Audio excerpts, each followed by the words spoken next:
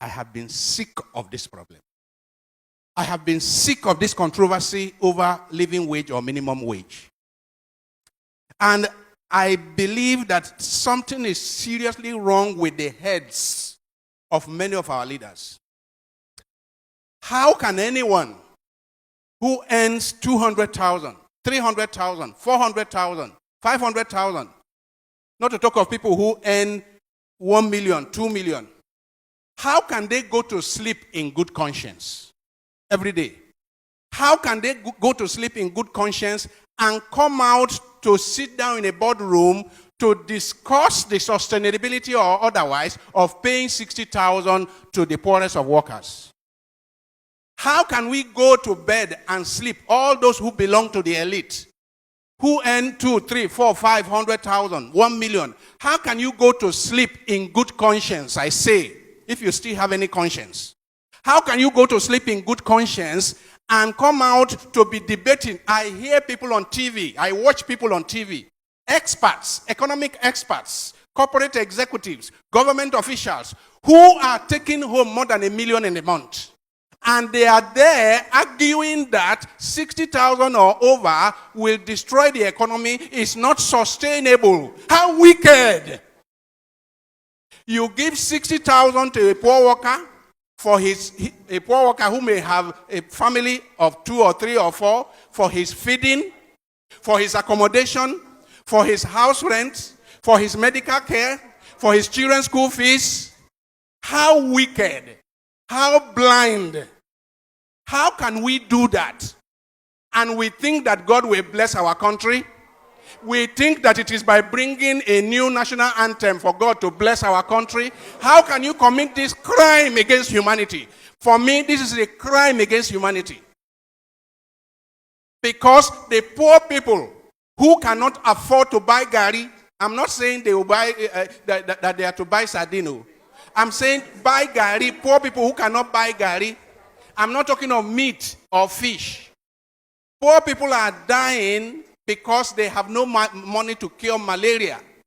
How can you go to sleep in good conscience? Those of us who belong to the elite, how can we go to sleep with good conscience and we are debating and we are discussing and we vote 500 million naira to meet and debate about paying 60,000 to the poor? My dear friends, I see this as a new form of apartheid. Nigeria is one of the most unequal societies in the entire world. A society where it's like the animal farm. A society where we have conspicuously rich people, people who are living in conspicuous consumption, and others who are in deplorable, dehumanizing poverty. If you have somebody in this country that takes home 1 million naira, I mean 1 million, I'm not talking of 30 million naira, 1 million naira in the month, and he can open his mouth to be part of a discussion about the poor getting 60,000 naira. I say anyone who earns up to 1 million naira in the month should keep his or her mouth shut when he hears them debating about taking 60,000 for the poor. More than 60 years after independence, we are running an apartheid society. This time it's not racial apartheid, it's economic apartheid. We are running an apartheid society of people of conspicuous consumption, flying in private jets around at government expense, people who are riding 4, 5, 6, 7 SUVs with pilot vehicles, chasing the poor out of the road, and poor people, you are debating, you are discussing, you are over 60,000 for the poor. You insult the poor by saying 30,000, and later you say 48,000, and now you say 60,000, and you pay more than 60,000, you come out with 62,000. You insult poor Nigerians.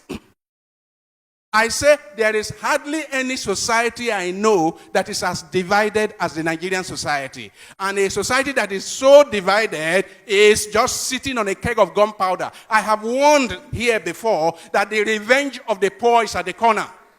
The revenge of the poor is at the corner. I am not calling for it, but it will happen as night follows the day. Because when you so reduce people, you reduce people to this dehumanizing level. Nature does not allow a situation of islands of affluence amidst a sea of poverty. Nature does not allow it. And let me warn those in the elite. Let me warn those in the tripartite committee of government.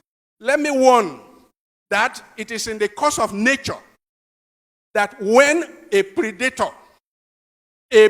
continues to devour the very resources that the predator needs for his own sustenance, nature will take out the predator in order to have equilibrium, in order to have a measure of equilibrium. Nature is about balance, you know. All of nature is about balance. And human beings are part of nature. And Nigerians are part of nature. If the predator who needs the animals in the kingdom, it needs the animals in the book to survive, if it is recklessly devouring the very animals it needs for its own survival, if it is devouring it recklessly and senselessly, nature will step in and remove the predator so that there can be balance in the system, in the ecosystem. Let me warn that all those who are in government, I have not confirmed, that there are people taking home almost 30 million naira in the month. And you have the guts, and you have the temerity to sit down, and your conscience allows you to sit down to discuss about 60,000 naira for poor worker for the whole month, and you are the one that has all the opportunities of ex-Esther code and all kinds of perquisites of office. You sit down to discuss about 60,000, and that is all that the person will have in the month. You sit down to discuss this and come out and say, this is not sustainable. How is 30 million naira sustainable in that economy? How is it sustainable that the leader has 100 SUVs going with him to the airport? How is it sustainable? How is it sustainable that government leaders junket around the world? How is that sustainable? I say we are committing a crime against humanity. And if we do not repent and retrace our steps immediately, the revenge of the poor is at the corner. Do not hold me responsible, because while the devastation was on, I did not keep quiet. Do not hold me responsible, because while the madness was on, I did not sit on the fence. I kept on shouting that the revenge of the poor is at the corner unless we change our course. And if we do not change our course, we will end up where we are headed. And where we are headed is devastation, is destruction, is violent revolution. I rest my case.